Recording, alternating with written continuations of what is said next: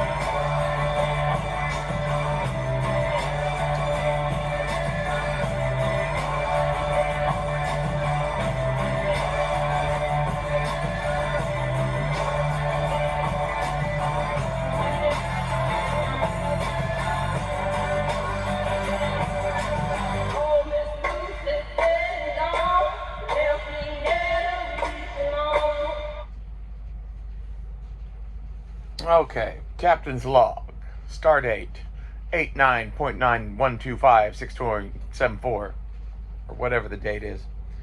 Stardates always crack me up on Star Trek because they don't even make sense in the show. Like, at least in the original series, they fucking like did them out of order or some shit. So like, you'll see if you watch them in broadcast order, the Stardates don't make any fucking sense. I think that's funny. I don't know what we're going to talk about. I was thinking about talking about,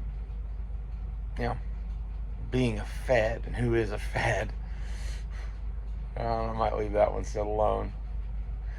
Basically, that conversation leads to, me saying I'm Genghis Khan reborn and that I want to lead the horde against them. Well, the short version of that.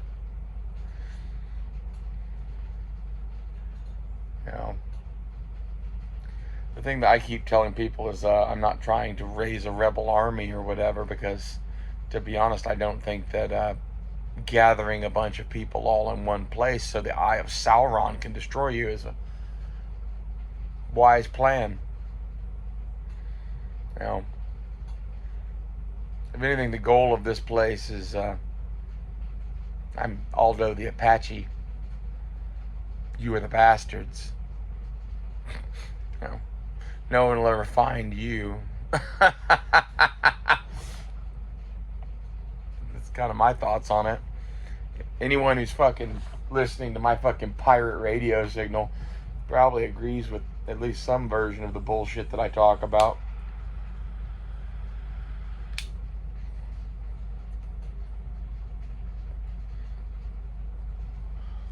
Basically, I think somebody here should be representative of George Washington. George Washington is a man who could have made himself king. He's basically king by his own hand, just by how his men loved him and what he'd done. And he just went back to his farm and told you guys to fucking figure out a government. Can't imagine anyone who's more disappointed in our government right now than George Washington.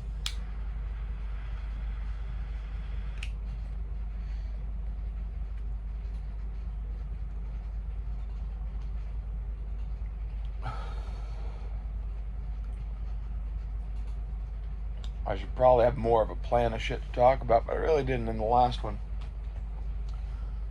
I still love this Bowie knife. Like, if I had the money right now, I would just order a shit ton of stuff from KHHI.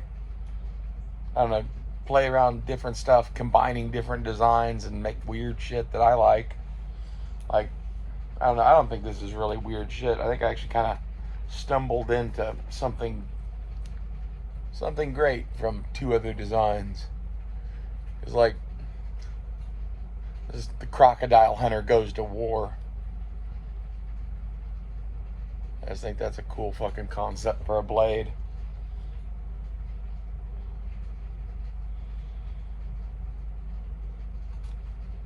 That and the thing I'd really like to ask them to do now is, can you make me a gladius or a longsword? Something like that. Like, this is well enough made that, like, what else can you make? You know? This is a pretty big knife. They make some bigger knives. They make some short swords for sure. I can't talk. Short swords for sure. That's a tongue twister. At least it is for me right now, apparently.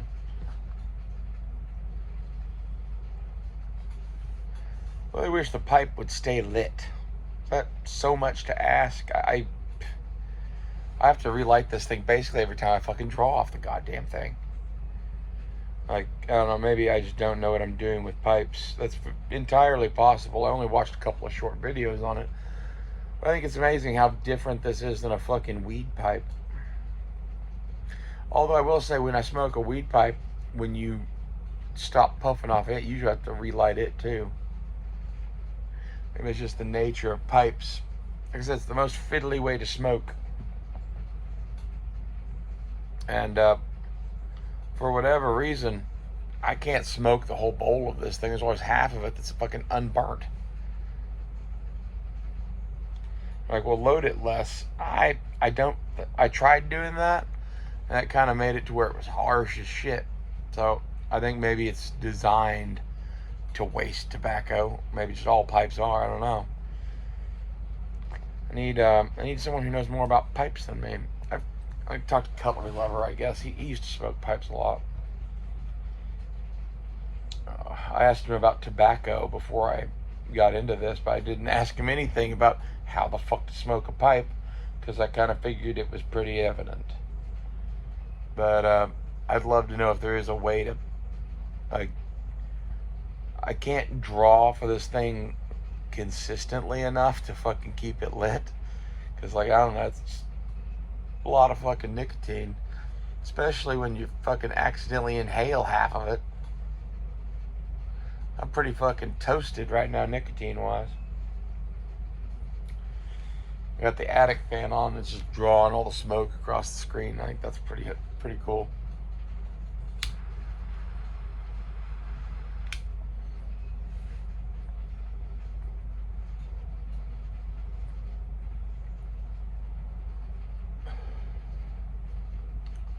Got an appointment today with a fucking doctor, which, just yay. I hate dealing with the modern medical establishment because, like, I went to medical school. I know more than you. even though I've never heard of your condition and you've been researching it for fucking 15 years or whatever, trying to figure it out. It's kind of annoying. It's annoying to be told by stupider people than you that they're smarter than you because it says so in this book that is written by pedophiles. You know, that's kind of our whole system right now, is that, like, I think there's a lot of jiggery pokery going on with many things, but the medical sciences are fucking one of them for sure.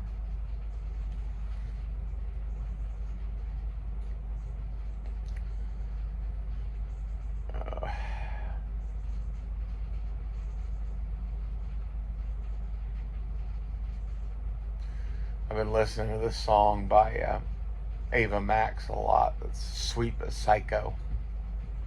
It's the next thing it wanted to play. Maybe we'll listen to it in a minute because I don't know. Ava Max kind of weirds me out because I did some magical shit once, and on this crazy fucking trip that I did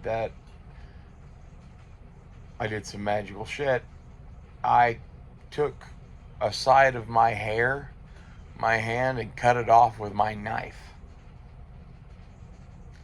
And she has her fucking hair cut that way. That's fucking weird as shit.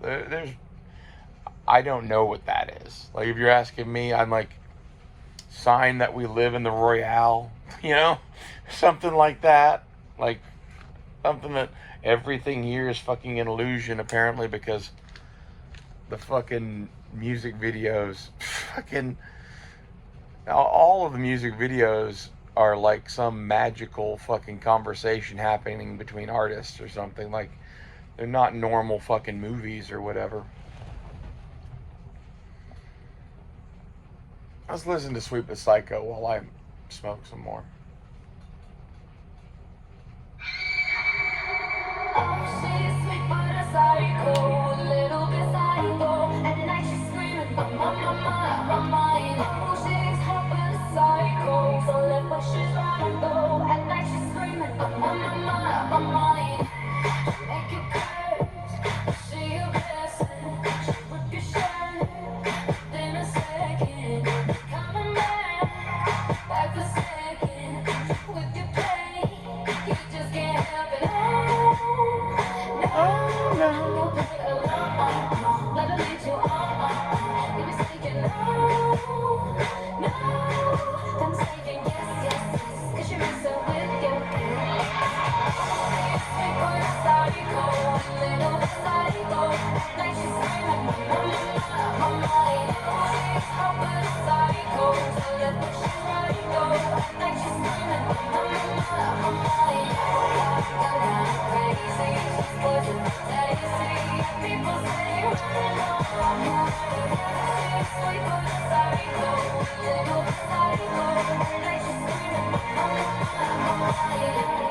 Someone said, don't drink a potion, kiss your neck with no emotion. When she's me, you know you love it. She tastes so sweet, don't sugarcoat it. No, you'll play along, let it lead you on. If you say no, don't take it, yes, 'cause she makes it weird.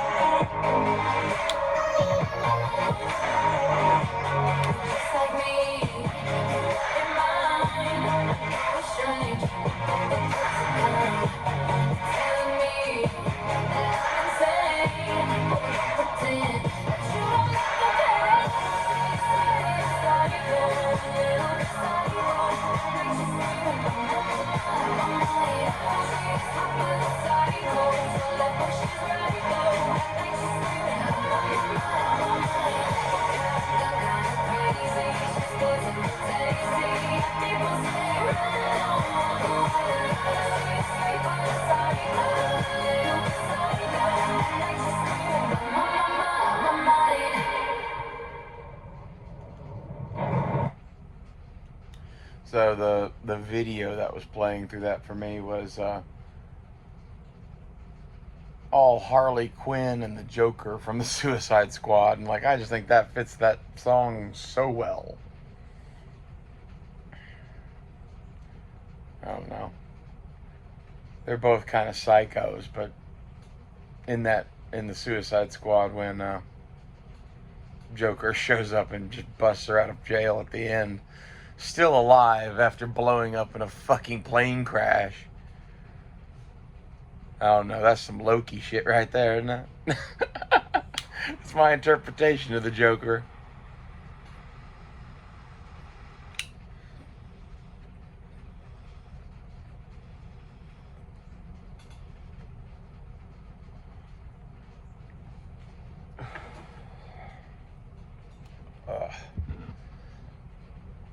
Still a cool looking pipe. So the other thing is maybe a better pipe would smoke better, but I kind of doubt it. At least my thoughts on it. Let's see, what else should we talk about? Well,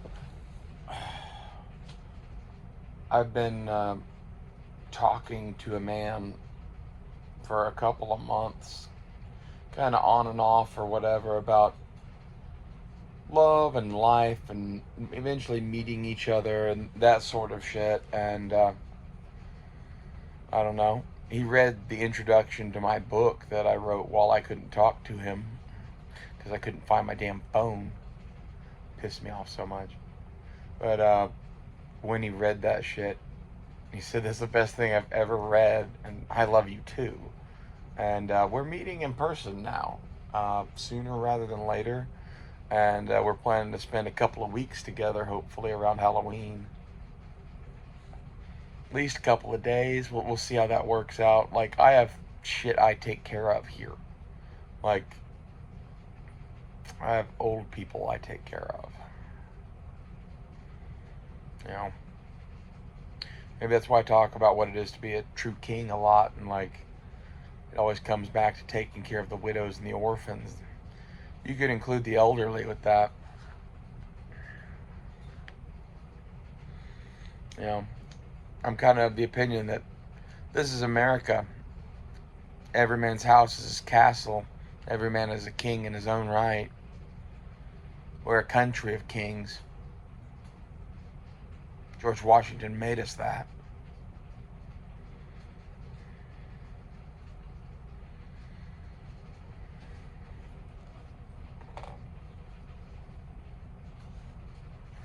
I don't know, we may listen to more music.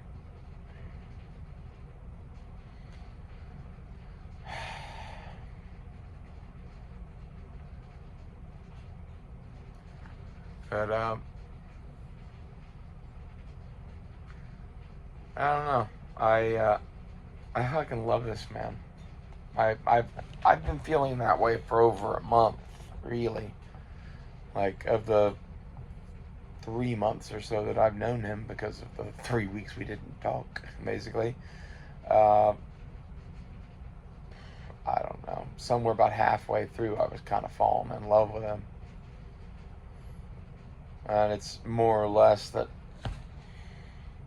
I don't know, I already knew he would like the introduction to my book. He's kind of a hopeless romantic who, I don't know, apparently I'm his gift from God or something. He lives his life right. Because he likes tall ass blonde ladyboys.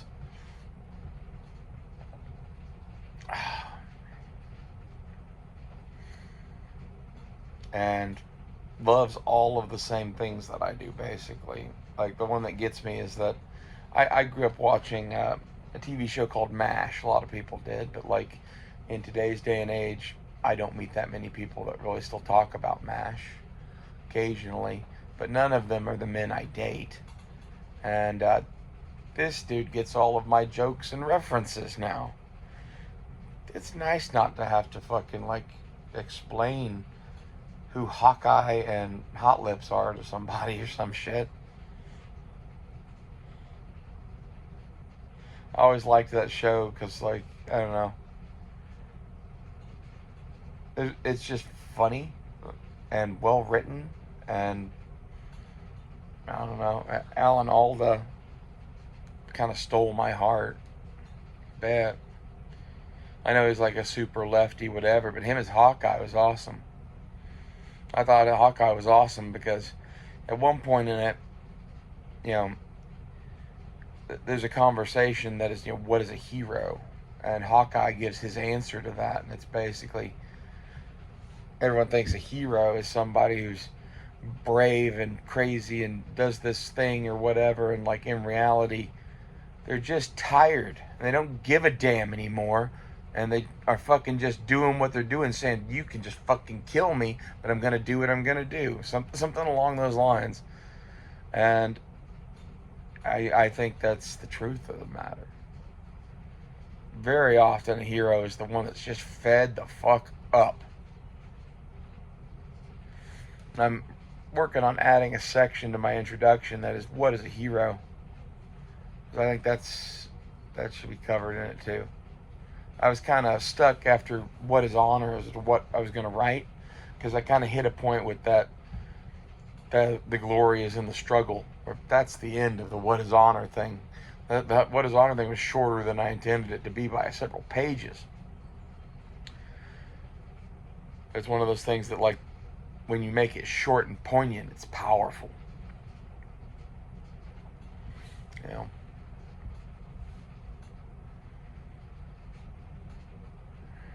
I keep thinking about all of these characters that I like, and the fights that they had, and their own personal battles and struggles, and I don't know, I try to be better at the stuff that I try to do.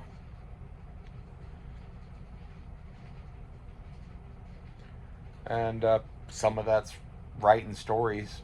Some of that's talking to you people here in my own pirate radio show.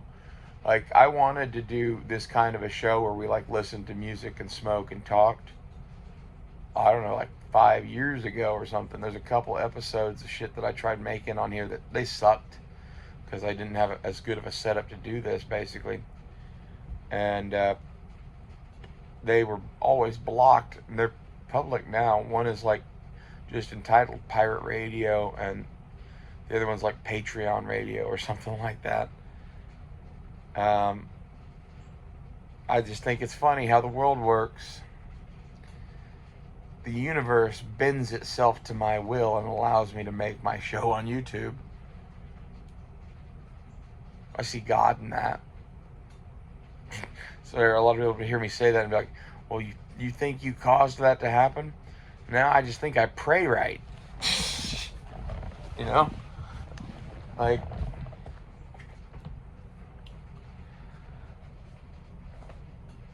not that there's a wrong way to pray, really, but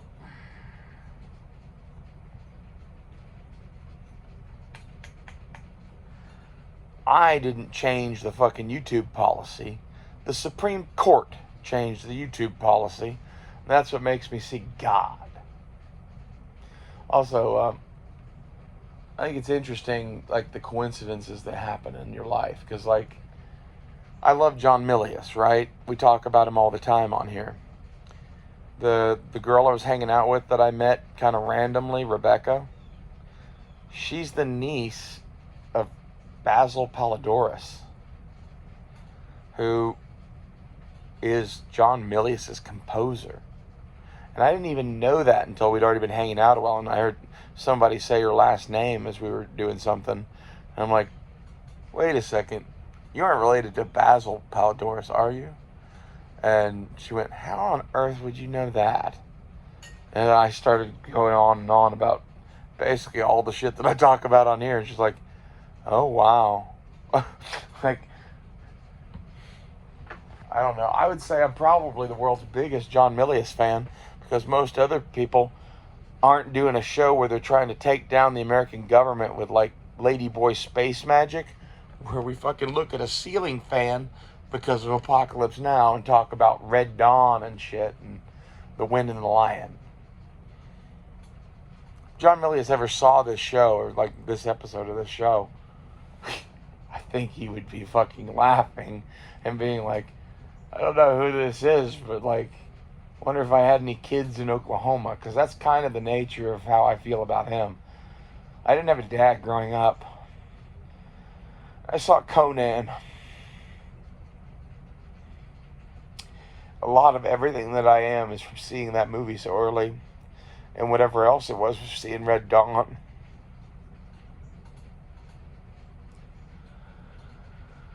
And I know for a fact that John Milius is sitting in his house in California, unable to talk from a stroke, furious about all of this.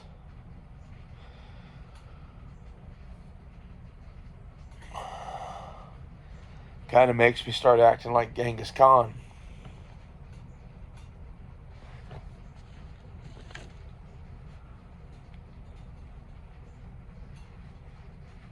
And apparently, that scares the villagers or some shit, so we gotta be careful about that, but like, fuck.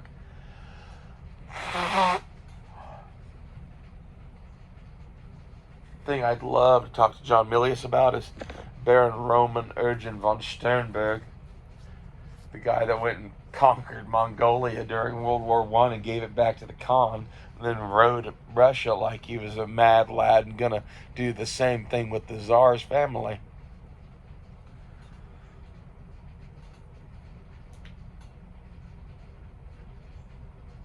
It's amazing to me that John Milius never made a movie about him, but I think he never made a movie about him because of some of the baggage that comes with him. No, as someone that says they're writing with Yahweh, Roman literally did some Nazi type shit. I don't know what that was about. But when I see him, I see myself.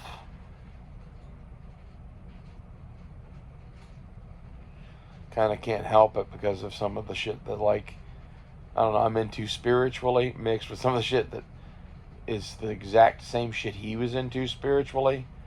And like when I hear about his story, I'm like, I don't know what that cat was drinking, but I want some of that. Drinking or smoking or whatever. Like, I don't know what the fuck he was doing. Because, like,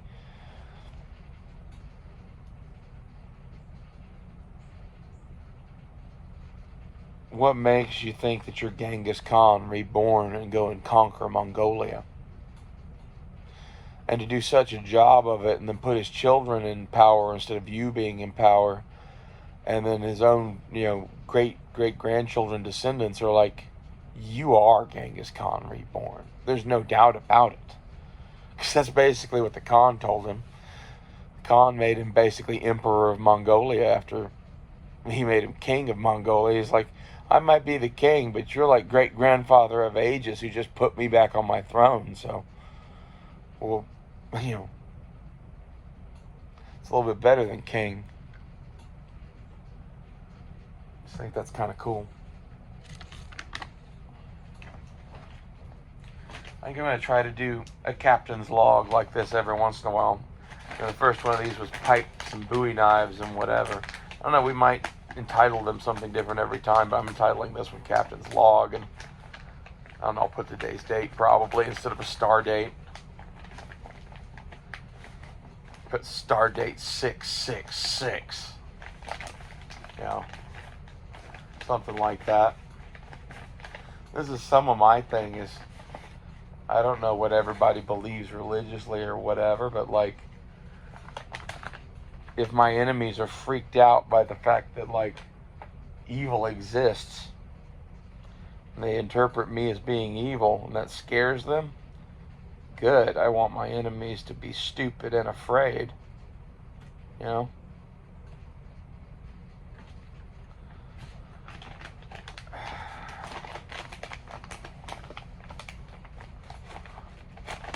My interpretation of Satan is still what I told Backwoods, which is where when you see a headsman cutting the heads off the people that displease the king, what makes you think that he's the enemy of the king?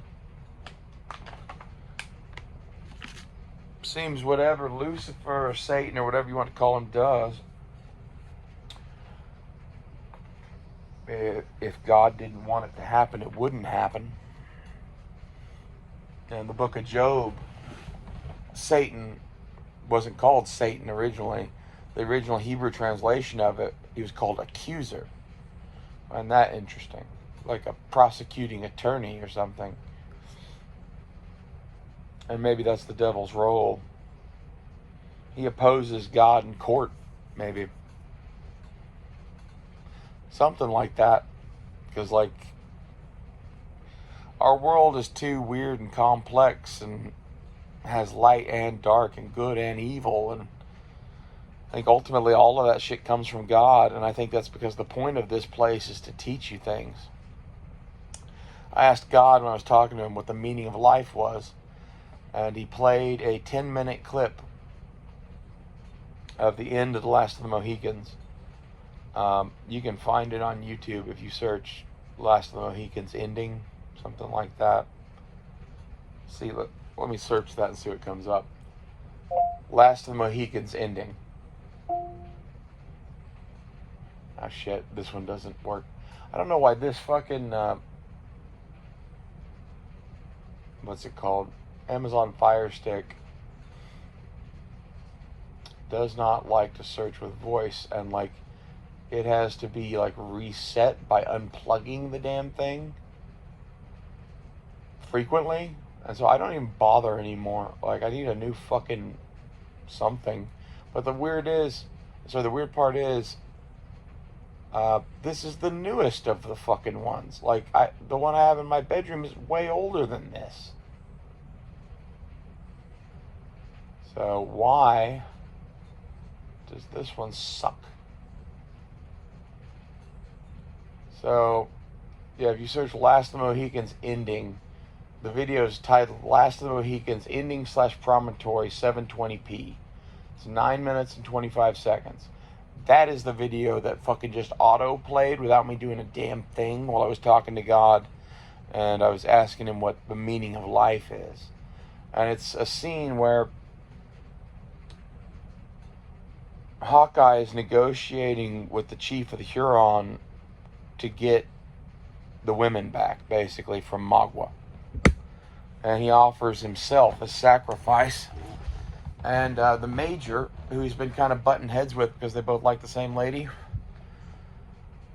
is the one doing the translation. And he doesn't say to take Hawkeye as the sacrifice. He says to take him as the sacrifice. And then Hawkeye shoots him in the head as he's burning to death, and then goes to get the other lady. They only got one of the ladies back, and then his brother's killed, and then that lady commits suicide, and then he and his adoptive father kind of go ape on him. Especially the adopted father is Chingachgook, Last of the Mohicans. And he kills Magua. My interpretation of that being the meaning of life is that the glory is in the struggle. That these great and terrible things happen to you because you wouldn't learn in any other way. At least not the lessons he's teaching. And that life is about love and sacrifice and vengeance and honor, courage. You know, that the sacrifice aspect of the major stepping in and burning to death for Hawkeye, despite them being at odds, because they both want to save the same girl, and the major knows that the girl doesn't love him. Kind of proves that he did love her, didn't he? Like, goddamn. I think it's a very interesting answer to what is the meaning of life. You know, my new response now when I talk about this with people is I just show them that clip. Like, that's the meaning of life. Like, I wouldn't have come up with that shit on my own.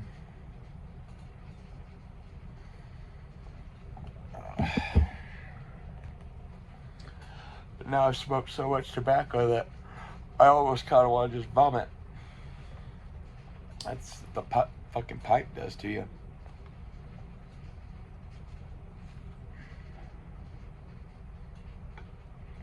I don't know. I might not stick with the pipe thing. I thought it'd be a better way to get nicotine than vaping, and a good replacement for vaping weed, which is what I replaced vaping nicotine with. Like, I like to have something to smoke. Um, I don't know. I don't think I can keep smoking this fucking pipe. At least not with this tobacco I have. I might try getting one really nice tin of tobacco and trying that and seeing if it doesn't hit me better and burn better, and like burn a full bowl.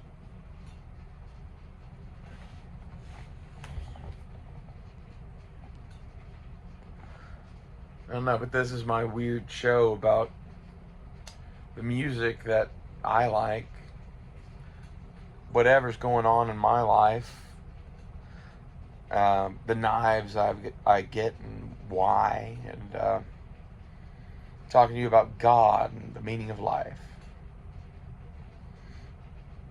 I think somewhere, my friend Matt Freeman used to basically sit and talk about knives and God with people on Instagram.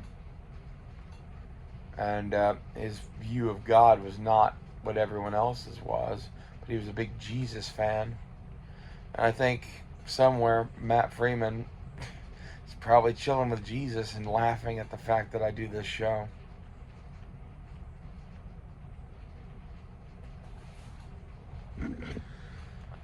It's one of those things where, like, I always kind of had a crush on him. And he seemed straight to me, so I didn't really do much about it. But he was sexy as fuck.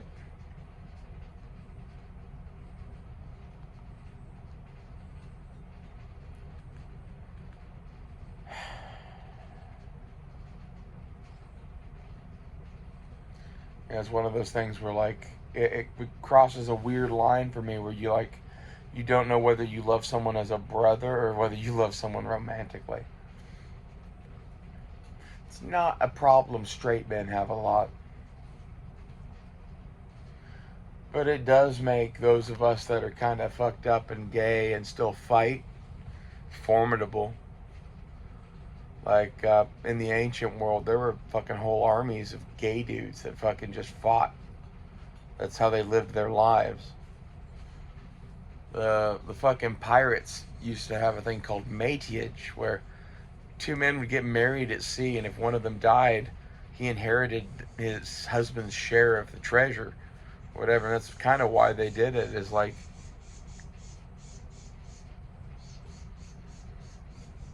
you know, if you die, who's gonna miss you?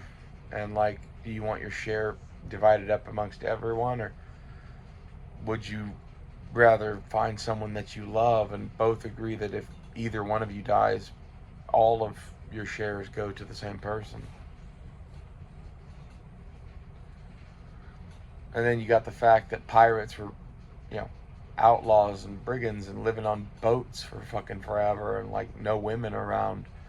I say no women around. There were lady pirates for sure. And I think, honestly, every whore in port loves the pirates because, like, they pay well. And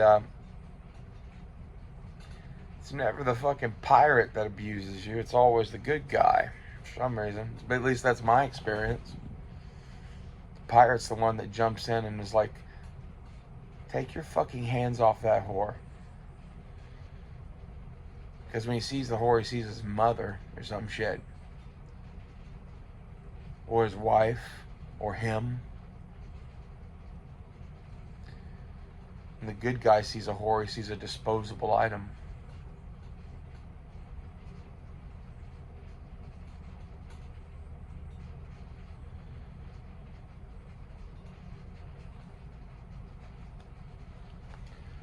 Let's find another song.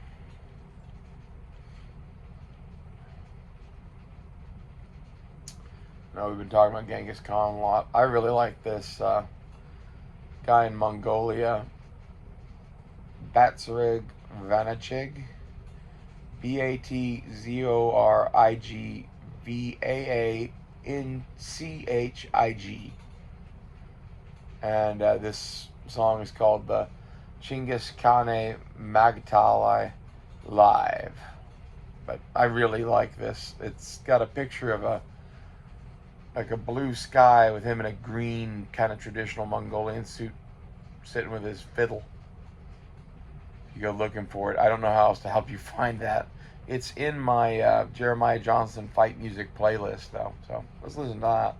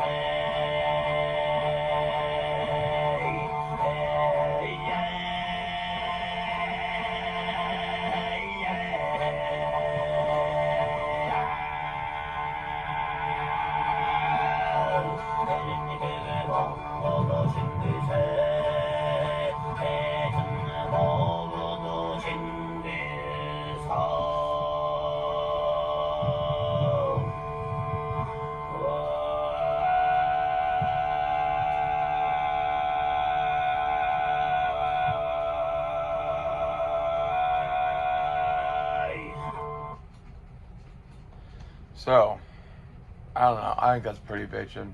Like, I like foreign music on occasion, and a lot of this, like, Mongolian, Tibetan shit. Like, that's Mongolian, but there's some Tibetan stuff I like to listen to, too. Like, I don't know. It reminds me of being on another fucking world.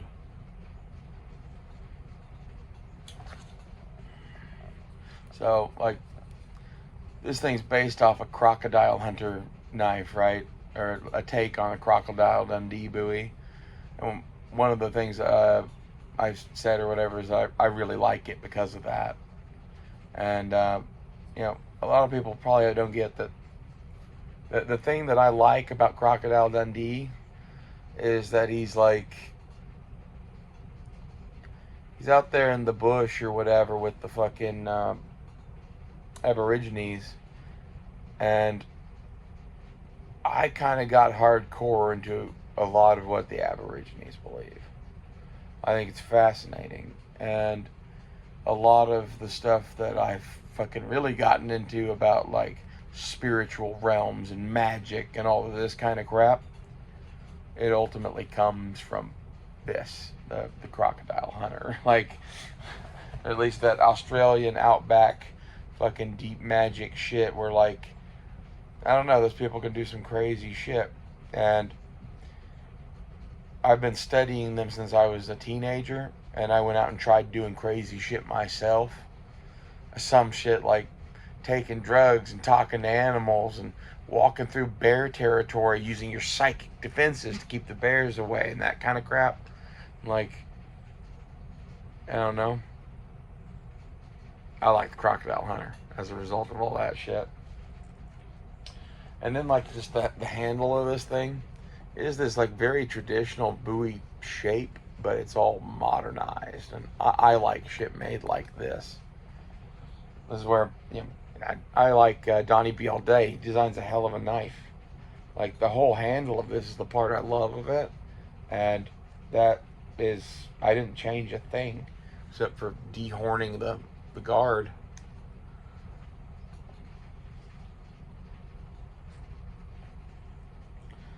Which, honestly, I think should be done to all of them. Like, one of the things my uncle was saying is whichever knife he gets from these people, he wants this handle on it. He's like, I don't want it sharp like that. And he asked me if I would grind it off for him. And I'm like, I'll do anything you want to it. It was like, this is basically made in the exact same kind of way I make my shit. So tweaking it and fixing shit and doing spa treatments and stuff like that, that's kind of no big deal for me on this thing. I don't want to grind on the handle because, like, fuck, man, I don't even know how they did that shit. At least they do it consistently from what I've seen, because, like, I watched a bunch of videos of these things. They're all like this. They're all just kind of perfect. I'm like, they must have, like, a pattern or something they're using to do that. It's too consistent otherwise. They're just real good. Could be. Crocodile hunting. I don't know. I've been places in the world that had crocodiles. I never swam in the rivers there because I'm not an idiot. But, like, in Florida and shit, I'm kind of one of those people that just goes out and floats in the water in the swamps and shit. Like, I don't give a fuck about alligators. If an alligator tries to kill me, it's probably gonna die. Unless it's a bloody fucking big one. But, even the fucking big ones, like, I usually have something like this on me. Like, I don't know. I'll take my chances. Want to go swimming. The reason I wouldn't do that in, like, Africa or Australia or something where there's, like, Nile crocs or saltwater crocs or something is basically like an alligator. A big one is 12 or 13 feet long, and it's not that aggressive, and it doesn't really like to eat people. Crocodiles get 20, 30 feet and eat people pretty regularly. Be smart about what you do. It's a dinosaur, whatever. I think it's hilarious that, like, on that show, Dual Survival, there's an episode where they're in Florida and Dave Canterbury kills an alligator about the size of a dog. And he's like, food. And is the guy who's with Cody Lundeen is like, why would you do that? That's such a risk. And, like, it's not a risk. Like, to me, used to being around animals and used to being around reptiles and shit, An alligator that's like the size of a small to mid-sized dog, that's just food. That's all it is. Easy to catch, easy to kill, and at minimal risk to you. And like, well, it could bite you. Well, not really. Like, you have to do something pretty stupid. You know, that thing is small enough, it's gonna just try to run from you. Grab it by the tail, pull it up to you, and you stick this through its head. Bingo, alligator steaks. And like, alligator is fucking delicious if you've never had it. So, I don't know, 5 minutes worth of work and a fucking knife blade, and we have 40 pounds of delicious alligator meat, maybe.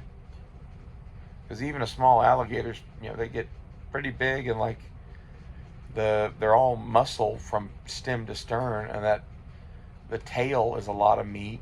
Like, they're just, you know, there are animals that are free meals. A snake is a free meal. A turtle is a free meal. And so is a fucking alligator if they're small. Would I do the same thing with a crocodile? If it was the same size, yes. If it's, you know, 10 feet long, no. That's where, you know, if I saw an alligator that was more an equal size to me, now that is the thing where, like, we need to be careful, and that's where Cody's right. But even then you go and get your partner, Cody in his case, and you work as a team and you kill it together. You know, you make a couple of sharpened sticks, use those to fucking pin its head down or some shit, and then go in and kill it with the knife just like you did the other one. And then that's even more meat. You know, the delicious alligator meat. The chicken of the swamp. It tastes like a fishy chicken. Like somewhere between like tuna or mahi-mahi, maybe, and chicken.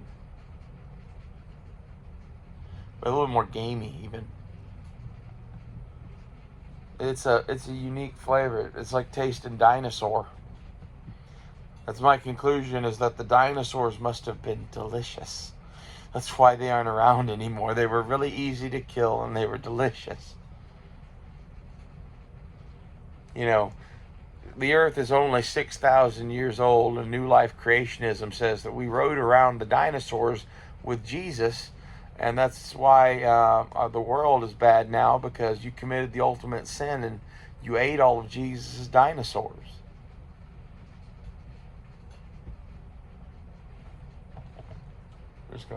I'm just gonna let that one marinate. That's a joke, in case you don't know. I have such a weird opinion on the age of the earth and evolution. Like, my take on it is, evolution is the tool, not the creator.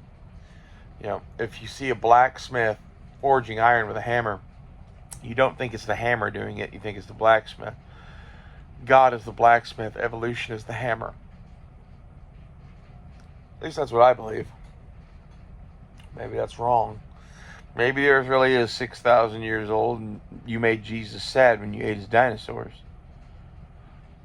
Could be. You know, at this point, I don't know, man. I would bet a lot that the earth is not 6,000 years old. But I would also bet that man and dinosaurs probably did coexist. There's enough legends of dragons and shit. I don't know, man. Like, I think there's a pretty reasonable chance that our fossil record is just incomplete enough that we don't realize that there were dinosaurs here within the last 100,000 years for sure. At least that's my theory on it. That's why we have legends of dragons. You know, either that or it's memories of crocodiles and shit, but like, I don't know, man. How many people told stories about dragons all over the fucking world? Isn't that weird?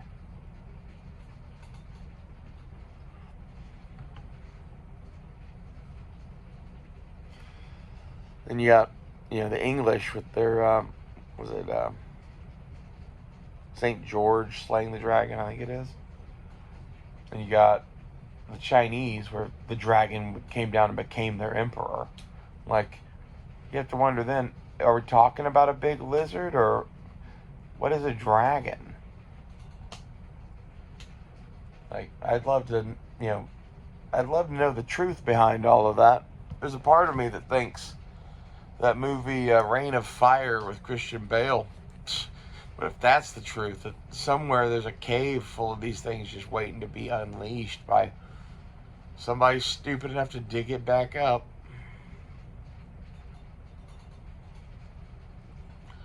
I don't know. That's probably not real. I do like the idea of dinosaurs being the inspiration for dragons. You could say, well, what about their bones? Well, they saw their bones and shit, but like, how do they know what they look like, or that they're a fucking reptile or whatever? Like, the Greeks reassembled mammoth bones and mastodon bones into a cyclops.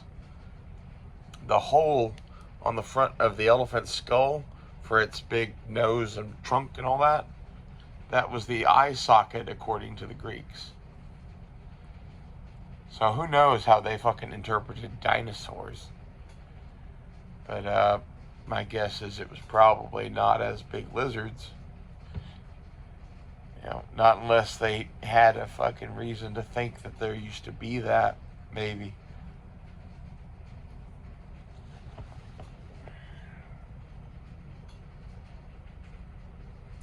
Does make you wonder. I don't know, we've kind of talked about a lot of random crap in this. It's been an hour. I want to do one more song, and that is by the Longest Johns, and it's John Paul Jones is a Pirate.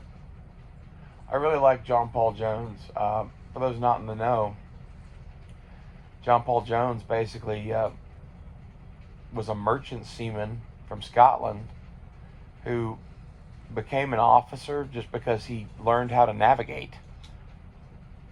He didn't really have a name or whatever. He was like the son of a gardener at an estate or something. Nobody. And he killed a man who was trying to mutiny on him.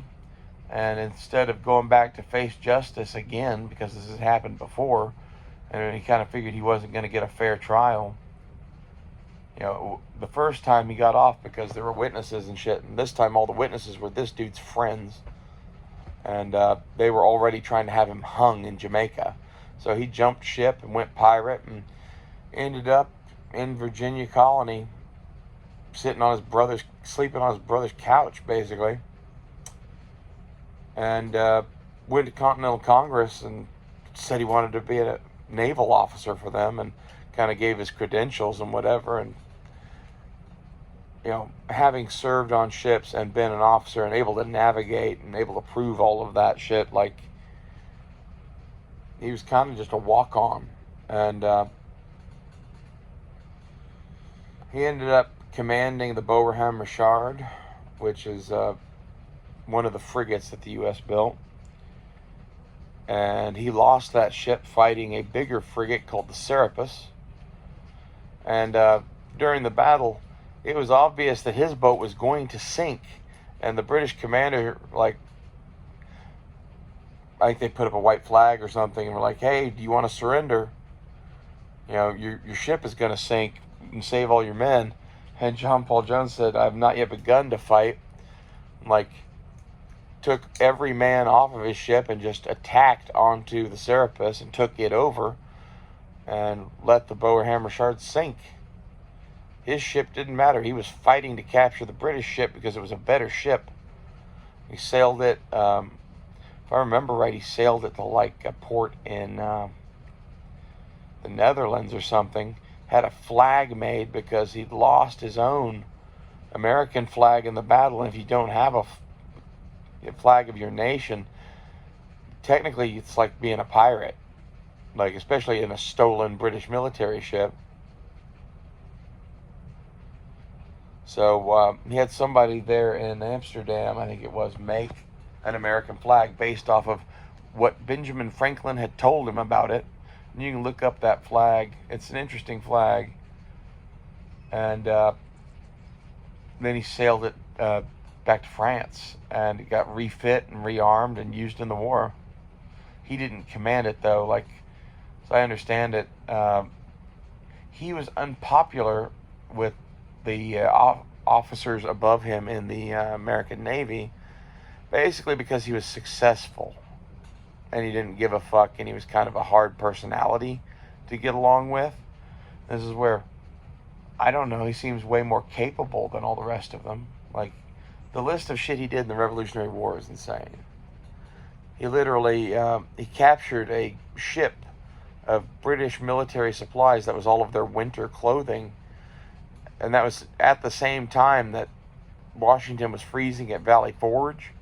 And all of those uniforms got sent to Valley Forge. And that's how many people did he keep alive by being a fucking pirate.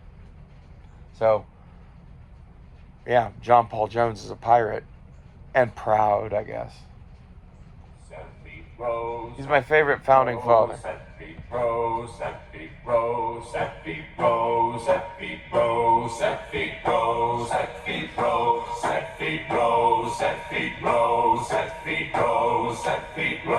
John Paul Jones is a pirate, no loyalty does he possess. Keep it up, we'll catch the pirate, and set him along with the rest. Oh, set feet row, set feet row, set feet row, set feet row. Born the son of the Scots, he was born the son of the Scots. But cut a man down in his prime, he did, till away to Virginia he got. Oh, John Paul Jones is a pirate, no loyalty does he possess. Keep it up, we'll catch the pirates, and sink him along with the rest.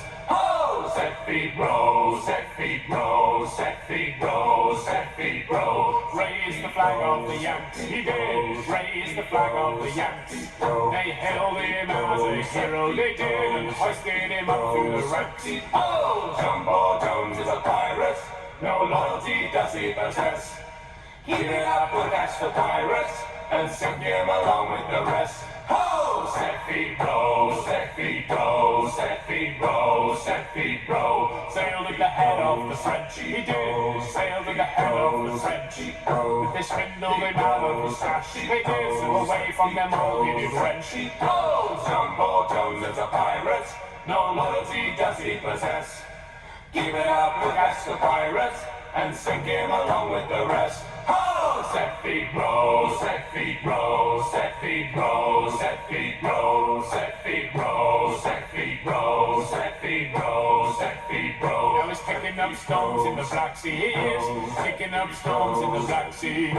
Fighting the Turks for the Russian queen, cause she plays him much more than the Yankee. Oh, John Paul Jones is a pirate, no loyalty does he possess. Keep it up, we'll catch the pirates, and sink him along with the rest. Oh, John Paul Jones is a pirate, he may be just a chancer at best. Give it up, we'll catch the pirates, and sink him along with the rest. Oh! James T. Kirk is a pirate. See you guys later.